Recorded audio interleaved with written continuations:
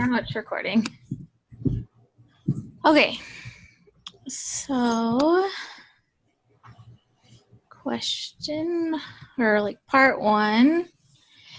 So start the discussion by asking the students to list the positive results of the pilot program.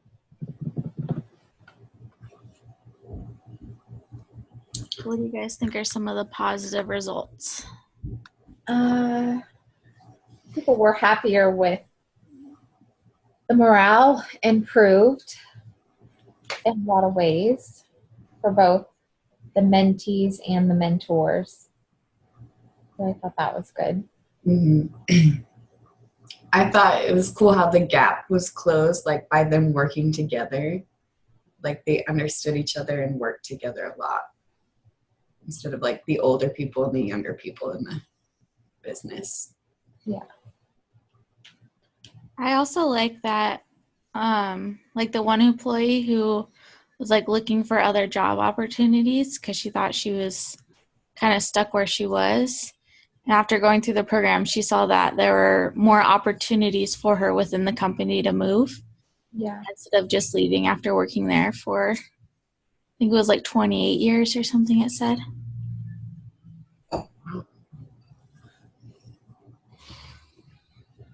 Why do you think that the pilot program got these positive results? I thought the way they went about it was really awesome. The matching part, that's a lot of work and to prepare for, and it paid off. I think custom matching a mentor to the mentee is amazing, because how many bosses have you had that you were just like, yeah, I would understand this so much better, but there's this personality issue. So I think that's one reason why it was successful. I thought it was very, like, as I was reading through, I'm like, oh my gosh, this is a lot of work that they're putting into this. Like, is this like too much work? And then when I read like part B with like the outcomes and stuff, I'm like, okay, it did work. Yeah. But it was like a lot of work and a lot of planning on like, the group's part to get this ready to go. But I think it is good. And I've noticed that like when I'm like orienting someone who's a new hire and our personalities don't match very well, it's very hard for me to train that person, or just like it takes a lot of work, and then it ends up like that person who's getting trained doesn't feel confident in their work. Right. So I think and this is something that we brought up, like we need to match who's going to orient the person to who, like, that person's personality. We can't just be like place them with someone and say, here you go, teach this person how to do the job. You need to find like matching personalities to help train people. Mm-hmm. I thought it was cool, just the frequency of like how often they met, and like they had that opportunity all the time to mentor instead of just like quarterly or something like that. They took it really serious.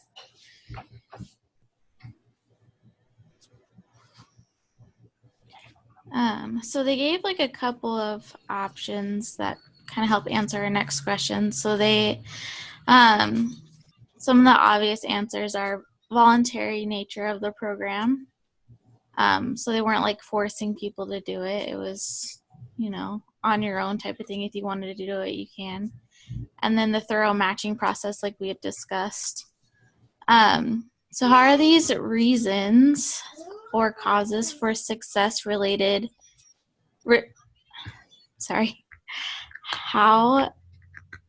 How these reasons or causes for success resulted in success? Which ones are the most important? Are any of them specific to the bank, or would they work in other organizations? The most important, I think the matching process is the most important. Yeah, I think so too. And it definitely could apply to many organizations. I don't think it's exclusive to the bank. And whether it's a big company or a small company, I think it's harder. The smaller company you have, the less likely you can match personalities to each other, because you're more limited. But the attempt, trying to, would be good. I know my husband is a field training. He's a police officer and he trains other officers. So he's a field training officer, and he's the type of person that gets along with everybody. But there's a lot of other field training officers that they only get along with one type of trainee, and you can definitely see the difference when they're done with their training on how well they understand the job and what they're doing. So I think it makes a big impact. Yeah. I agree with that. I think when I'm like so today when I go into work later tonight, I'm going to work on a different floor, and I'm like really nervous about it because each floor operates differently within our hospital when it comes like to the unit coordinator's position. Mm-hmm. And so I don't know, just for me, like I'm going into a whole new environment where I'm not going to have the training that I need for their floor. And it's just kind of like this, well, I hope everything goes okay and I hope people are helpful, but I don't know any of the staffing down there either. So it's just going to be like a new experience. I'm hoping that there is like one person who I can easily get along with down there that I might be able to like get help from. Are you just filling in, or is it a long-term? I'm just filling in. So in order, I really wanted to take my boys trick-or-treating on Wednesday, and I had to work, and so I traded with another coordinator to go work on her floor, and she worked on mine on Wednesday. Oh, okay. So, but this floor just gets lots of admissions because they take all the kids that come in through the ED or the emergency room. If they get admitted, they come to our floor. Okay. So, and we're now like 30 degrees RSV season, so we're probably going to get quite a few kids and stuff, but it's busy. Yeah, it's just going to be not my norm of knowing at least 3 hours in advance when an admission is coming. I'll probably have like a 30-minute notice. Wow. But that's pretty crazy. Yeah. Okay.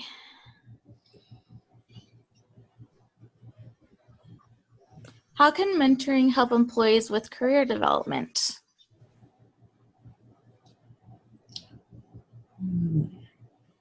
I think sometimes employees, there's the idea that sometimes they feel stuck and they can't advance, but also some employees don't even know what they're interested in and know which route they want to take. And I think mentoring can help them determine what they're interested in. This system was set up to where you express your interest and that's where you are assigned to a mentor. But I think mentoring can also work for people who really don't know what route they want to take and just know they want something more. So they can get a taste of different areas of the company. Like job shadowing almost, like, do I really like this? Is this for me? Something like that. Yeah. And I think for people, like, we just had one of our unit coordinators in our NICU resign because coming into this, she thought there was going to be upward mobility. And she was just kind of like, well, I'm not going to move anywhere, so I'm going to leave. And she did. And I was just kind of like, there is, you just have to like like I talked to my manager and said, I love this position, but I'm going to have a bachelor's and I really don't want to be a secretary. So what can I do? And so she got me in touch with like her assistant and a few of the other assistants within the department so that I can start shadowing them and like picking up some of their work to like help them out. Mm-hmm. And so I'm learning like on the job, all because I expressed like my interest in wanting some mobility within the job, and she was able to offer it. So I think just knowing that there are people out there who are willing to help you if you feel like you're stuck is really good. Yeah.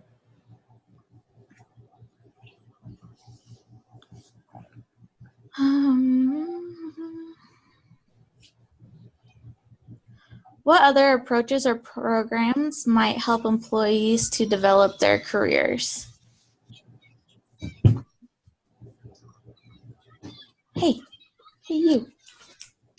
Clark, put those back on. No.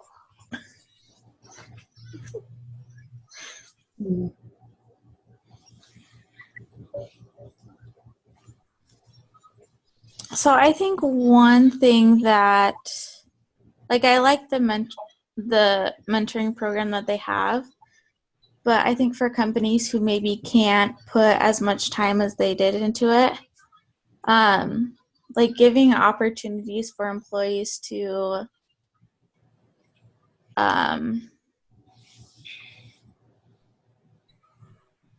give them opportunities to like expand their knowledge, whether it be through like education or projects. So like our nurses, they're allowed to apply for project time where they want to like learn something or work on a project for our unit. And so they'll come in on a normal shift and they just won't get assigned a patient. They'll get this time to work on their project. So they're able to grow and learn and working. A lot of them are working on becoming nurse practitioners. And so they're able to take time to study their schoolwork at work instead of having to look after patients or like work with one of our neonatologists or our nurse practitioners. And that's one thing that our manager has set up for them to do is so that they can expand their knowledge. My manager is all about like expanding. So I think if you can't have a large option like the mentoring program, having something small for your employees is a big help. I like that. I think like anything that'll like help those good employees stay with your company like is a good thing to do, like because that's I think the ultimate goal was to not have people just like quit once they were there like and they had another opportunity come, but to see like where they could grow in the company. So anything that gives that opportunity would be awesome.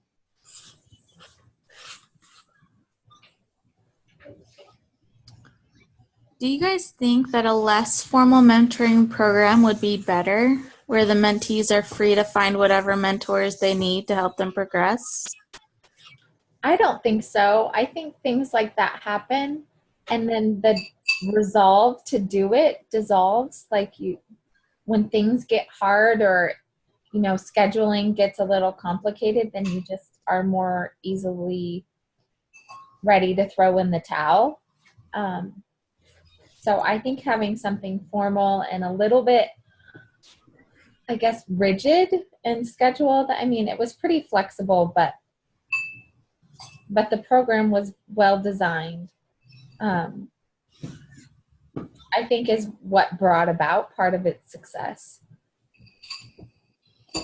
I agree with that. I think if it was more loose and people chose their mentors, they probably wouldn't choose the mentor that was going to be right for them because they may not know everything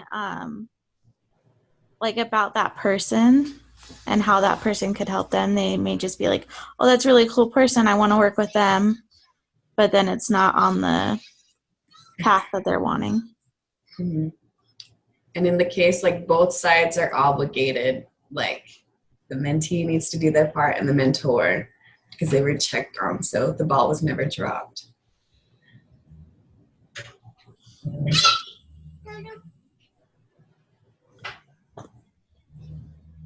Why would a company want to create a formal mentoring program rather than allowing mentoring relationships to form more naturally? I think we kind of answered that question. Is having a more formal, rigid program in place what made it successful? And also, you don't know, like, you have to put, in going and seeking out your own mentor, you have to put yourself out there out of comfort levels of even asking. You don't know if that person would even consider it. And in this way, you know, well, they considered it because they applied to be one. That's what they want to do. And so the dedication level of each is equal versus I really want you to mentor me, and it's, yeah, okay, I guess I can do that. It's then the dedication level is not equal and can cause problems.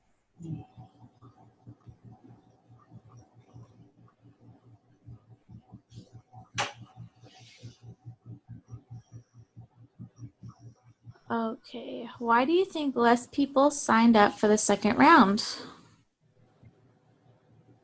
I could not really figure that out in reading the material. I don't know if I missed something or what, but the only thing that I could think of was that so many people applied in the first round and people knew that people were turned down, that maybe they just felt like the odds were not so great. I'm not really sure, because if it was successful and it was being talked about and it was being advertised, I'm not sure what would cause it to go down in the second round.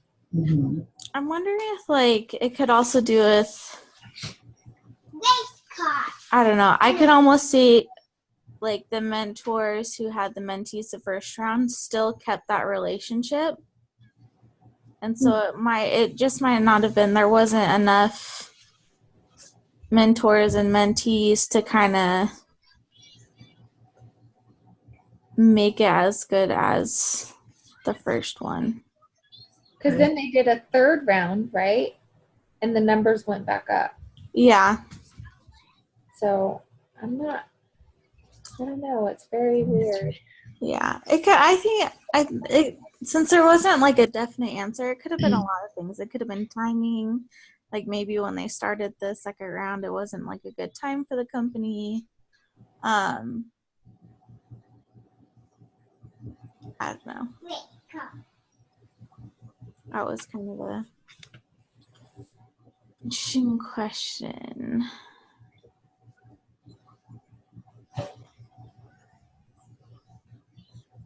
What should they do with the mentoring program moving forward? Should they expand it? Should they keep it small?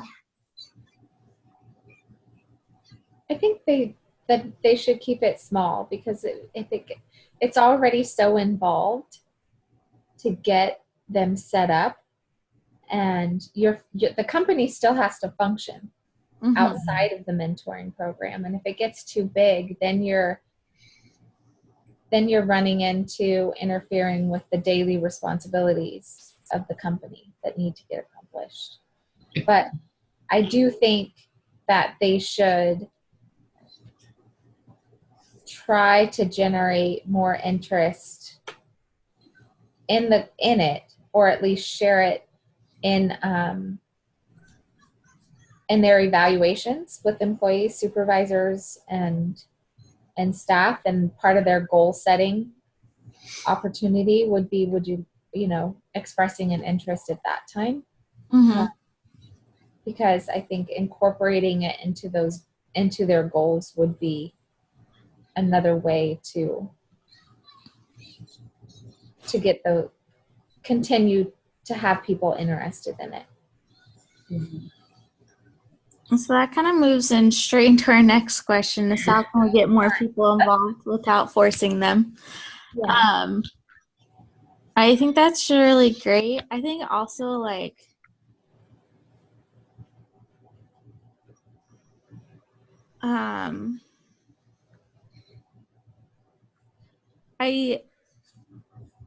I like thought about, well, maybe they can offer incentives about like if you're a mentor or something, or if you sign up to be a mentee.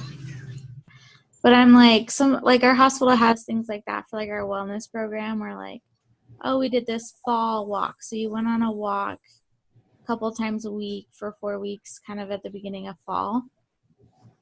And then they're like, okay, great, we're gonna send your incentive, and they sent it, and it was just like a little notebook with our hospital name on it. And I was like, okay, like this is cool, but I don't know, maybe like a T-shirt or Something nice. I think you have to like, if you're gonna do incentives, which I think sometimes are really good, you have to make it like worthwhile, Right. without like also hurting the cost of the company type thing. But something I thought of is like, even if they haven't signed up or looked into the program, like if you see someone that matches someone else, like, hey, like I think you guys would be a really good fit. Would you want to do this together? Like I think it would be a great mentor for you, something like that. that's good too. Just kind of like keeping an eye out on potential like for people you think could work together. Yeah.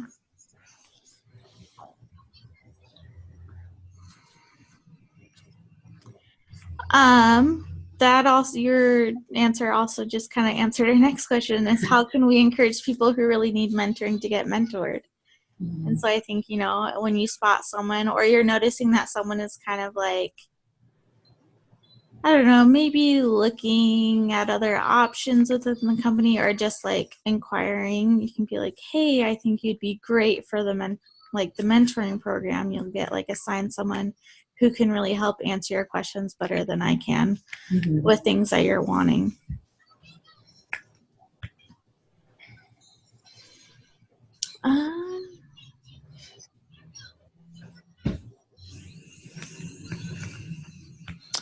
So what would you guys do? Or like, what would you do? I'm going to kind of rephrase this question. Do you guys both work? I know, Sherry, do you work? So what would you guys do in your current position? Do you think that you would want to be a mentee or a mentor at this time? I want to be a mentee at this time. Yes. For sure.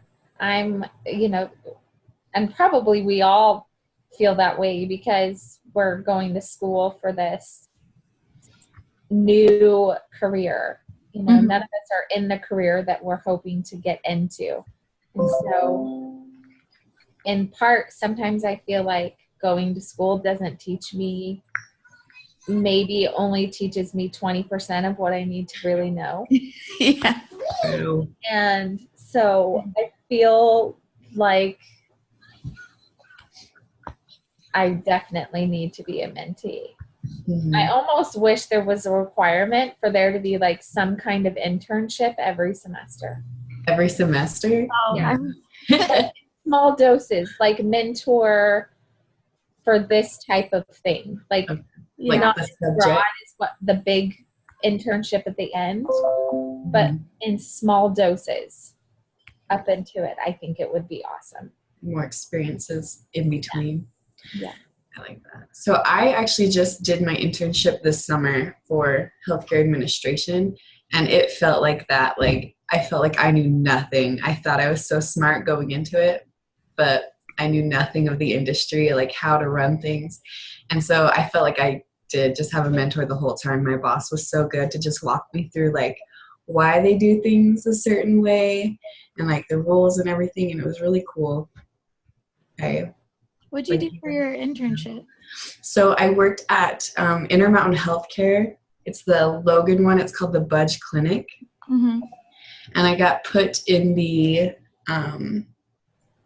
accounting department for 4 weeks. And then for 6 weeks, I kind of got moved to like their what are they called? Their Instacare facilities. And I would just do like a couple weeks at each one because they were all different, like their little specialties.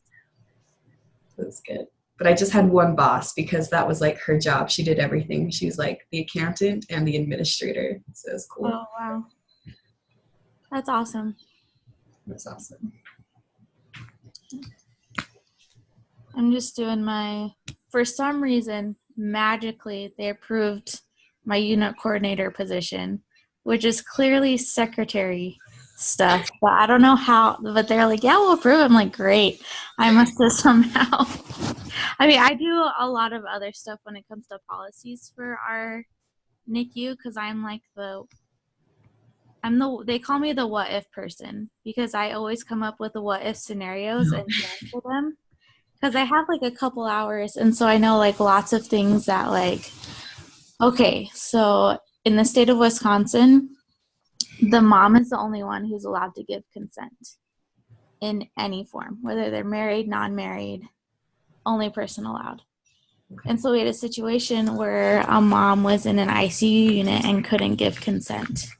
And it was like midnight. And so it's like, and like thinking about it, I'm like, okay, this kid's going to get here and we're going to like, things have to be done. And so I spent like the 2 hours figuring out this what if scenario if we couldn't get a hold of mom at the time.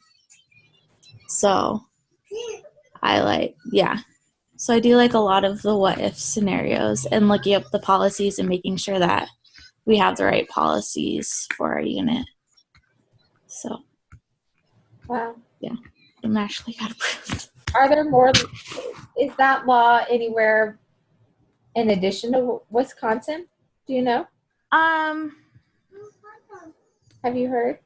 I don't know. I haven't really looked into it. So I know so when I had my son, like my husband did all the consenting. Like he consented for his first heart procedure and like, because for me, I was not in a mental state to consent to anything. Like I just had major abdominal surgery. I was still recovering from that. I wasn't mentally comprehending what was happening at the time. And so I was just pretty much like, my husband did all the consenting. So I think in Utah, like as long as you guys are married, they can like give consent and everything. But for some reason in Wisconsin, it has to be the mother who's like the primary person who can give consent until she says until she signs a document saying my husband can give consent to type thing. Okay. Interesting. Yeah, in California, either parent can give consent. But it's really weird because to get my son a driving permit, we both have to sign the document, both parents. Oh, like at the DMV? At the DMV. I'm like, are you kidding me? I do not have time for this. I could go get you a tattoo right now without your dad's permission, but I can't allow you to go get your permit at the DMV. Oh my gosh. Yeah, it's so weird. Yeah, laws are interesting. Very interesting. Yeah. And I've like learned a lot about them with like having to deal with consents and like who's allowed to like give consents. Like we just got, so at like beginning of fall, we get all the little like new surgical residents who seriously feel like Grey's Anatomy, brand new surgical residents sometimes. And so one was like, can you get this consent for me? I'm like, I legally can't. He's like, yes, you can. I'm like, no, I legally can't get this consent. Like, I'm part of the nursing staff, but I'm not a nurse. And so he's like, oh. I'm like, yeah. Like, go do it. So, yeah, new learning curve. That was pretty much it for this. Like, that was a wrap up, was just like, what would we do? So, yep. It was short. It was nice. It was. I don't know, because my last one was short too. Like, we had like 8 questions on mine, like not a lot. And a lot of them were like answered at the same time. Last week it was crazy how long it was. It was as long, and wasn't Amanda's like forever too, I feel like. So, and then they had me ask those questions. Does it say on the discussion leader to ask like how you did and all that stuff? This one doesn't. Mine didn't. I'm like, okay, this is weird because nobody's asked these questions. I didn't know if they were on the other one. My first one, the first one I did the first week it had like So I don't know if it's just like sporadic, like let's ask type of thing. Yeah, So interesting. yeah. Okay. Well, I'll get you my paper this week. Okay. I thought it was really cool that the instructor said we can keep the intro, because I was like, how do you, it's the same company. How do you rewrite an intro about the same company? And so he said, just keep it and just apply it to And that's what I was thinking. I was like, we can probably keep it the same, but kind of change out like what because we're writing about 3 different things and putting in the statistics kind of things for those. So, yeah. Okay. Perfect. So it's next Friday. It's due like that Saturday. Is that? No, it's due. It's due Monday, the 12th. Yeah. I want to say. Okay. Monday or Tuesday, but I'm going to try and get it done because I work that weekend. Mm-hmm. So I'd like to get the final thing done like Saturday morning, and so that Saturday you guys can look at it so that by Monday morning I could submit it. It's go time. Yeah. Perfect. Yeah. All right. Alrighty, well, have a good week. You too. See you guys. Bye.